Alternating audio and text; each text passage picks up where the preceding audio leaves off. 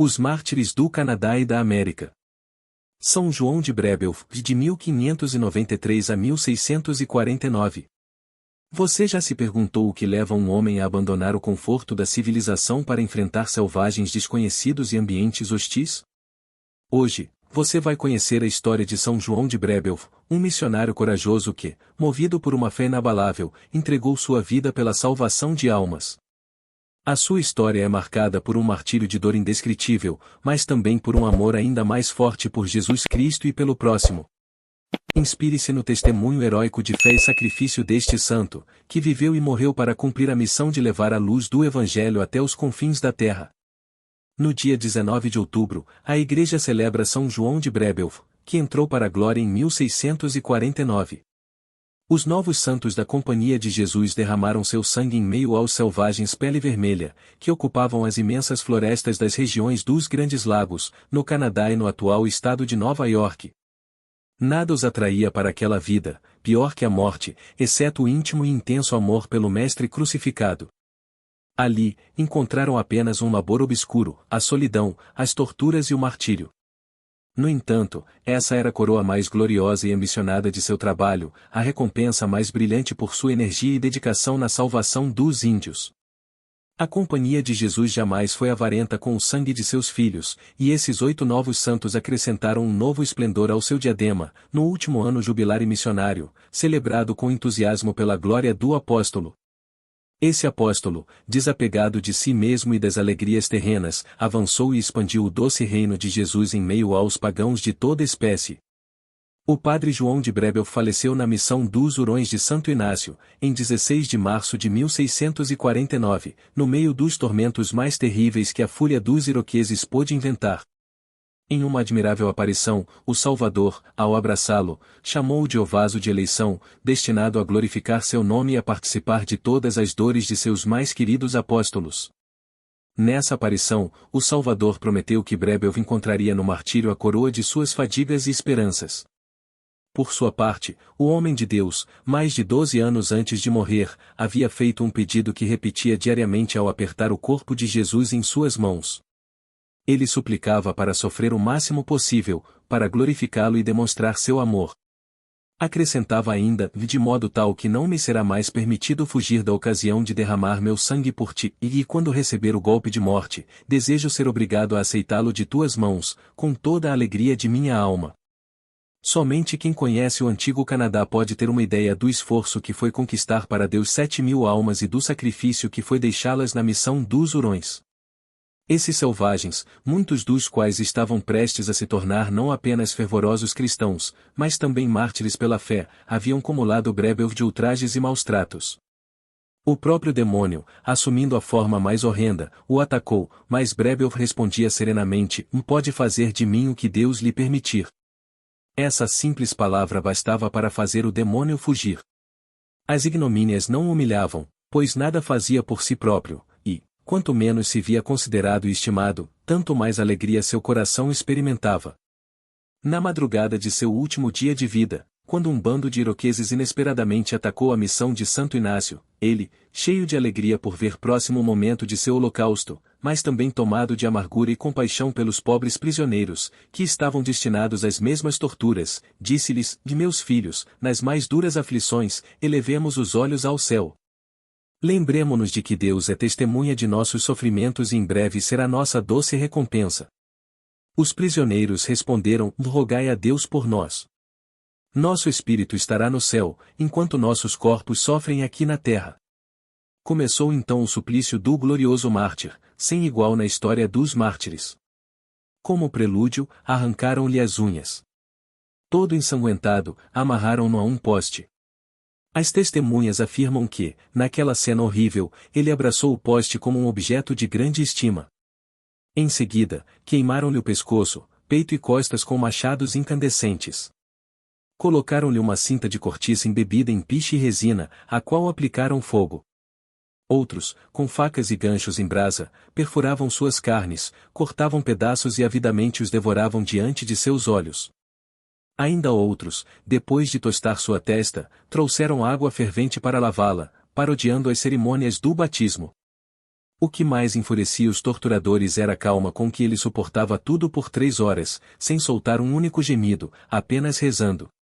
Ora implorava a Deus, ora animava a fé de seus companheiros, e até exortava os próprios canibais a não se esquecerem de Deus, da salvação de suas almas e a pensarem nas penas eternas.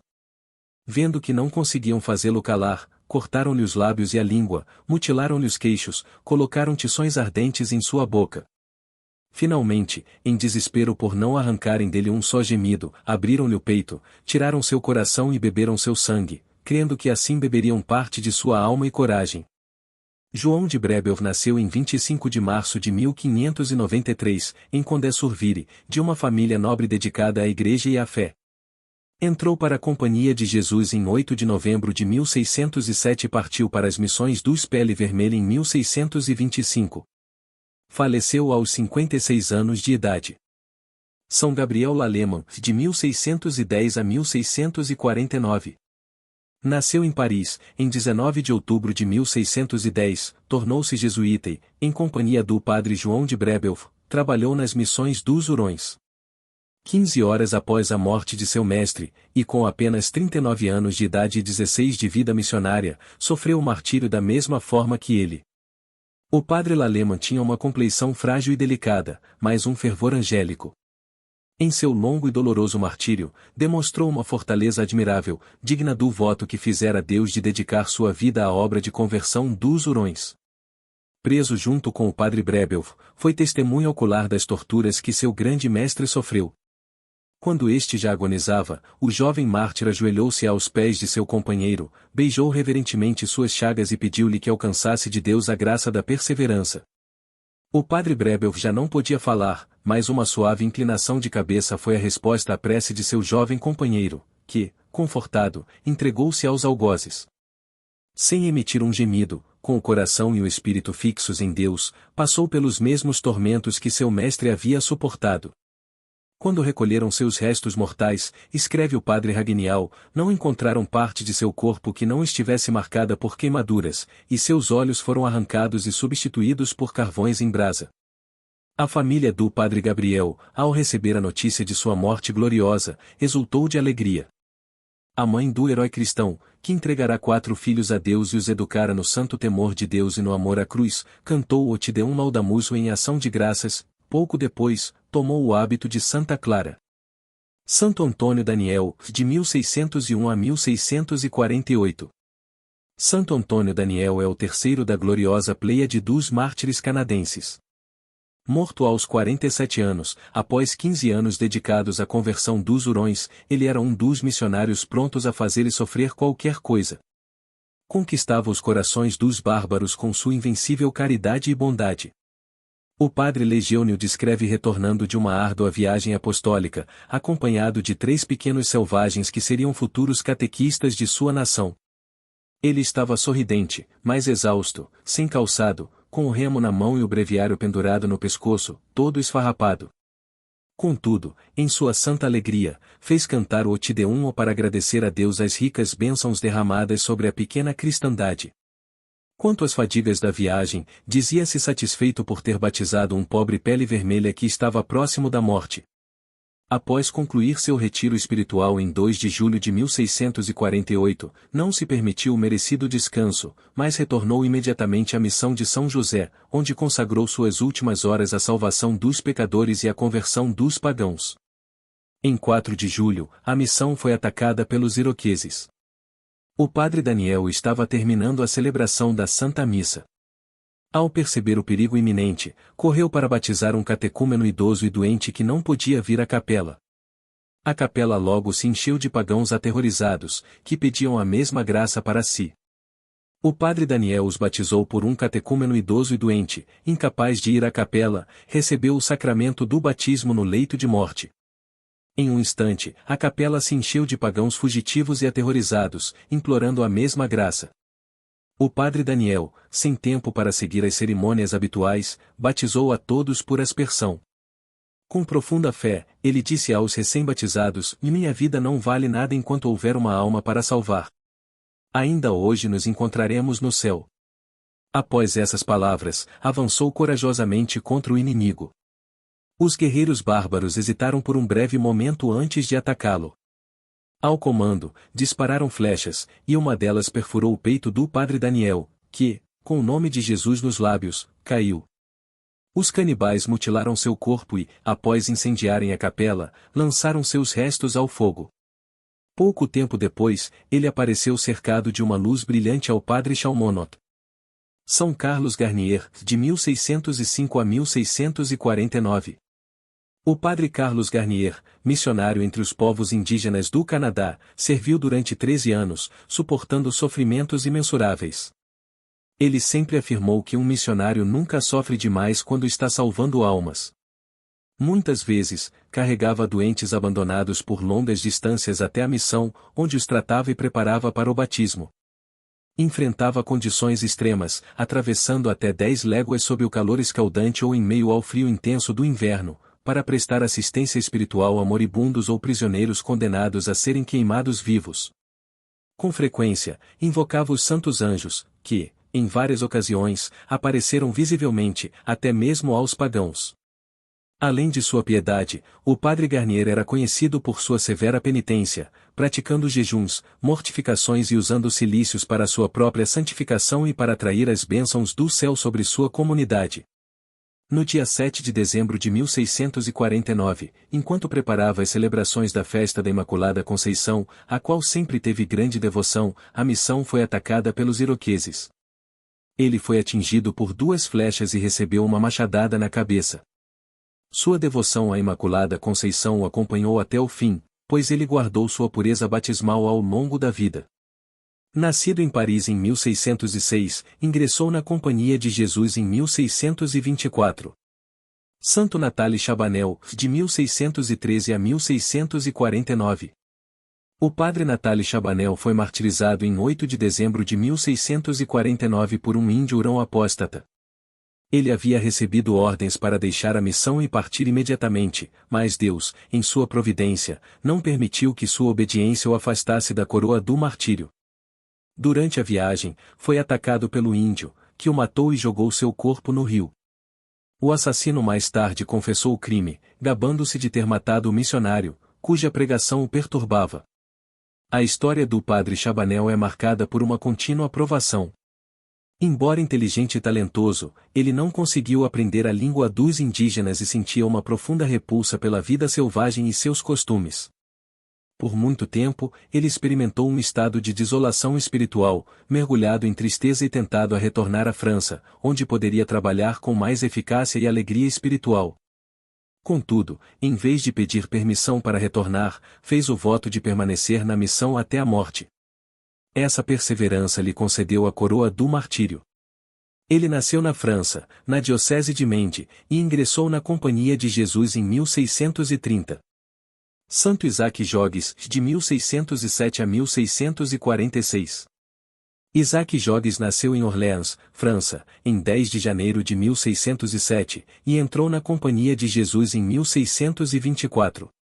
Em 1636, foi enviado para as missões no Canadá, onde, em meio a tribos selvagens, sofreu torturas indescritíveis nas mãos dos iroqueses.